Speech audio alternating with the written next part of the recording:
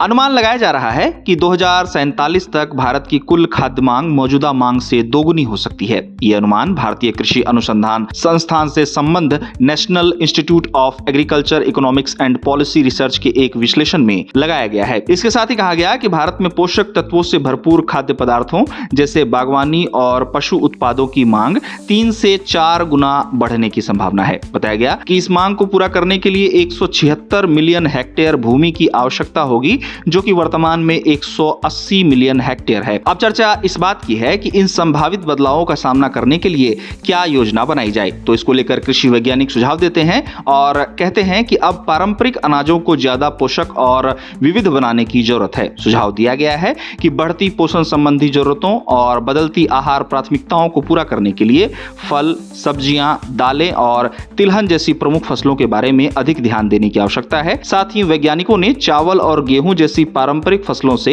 वैकल्पिक फसलों की ओर धीरे धीरे संसाधनों के स्थानांतरण को आवश्यक बताया है। आपको बता दें कि 2047 तक भारत की जनसंख्या के 1.6 अरब तक पहुंचने का अनुमान लगाया गया है और अनुमान ये भी लगाया जा रहा है कि उस समय तक देश की लगभग आधी आबादी शहरी क्षेत्रों में निवास करेगी। 2047 को लेकर लगाए जा रहे अनुमानों में आहार पैटर्न को लेकर भी चर्चाएं जारी है, जहां इसमें पोषक तत्वों से भरपूर बागवानी और पशु उत्पादों की मांग में वृद्धि होने का अनुमान है। 2047 तक भारत में फलों की मांग में 3% की बढ़ोतरी हो सकती है और इसका आंकड़ा 233 मिलियन टन और साथ ही सब्जियों की मांग 362 मिलियन टन तक पहुंच सकती है। वहीं दाल की मांग दोगुनी होने का अनुमान है और ये 49 मिलियन टन तक 2047 तक पहुंच सकता है। इस तरह खाद्य तेलों की मांग में 2047 तक 50% की बढ़त हो सकती है और चीनी में 29% तक की बढ़ोतरी होने का अनुमान रिपोर्ट्स में लगाया जाता है। लेकिन 2047 तक कृषि भूमि के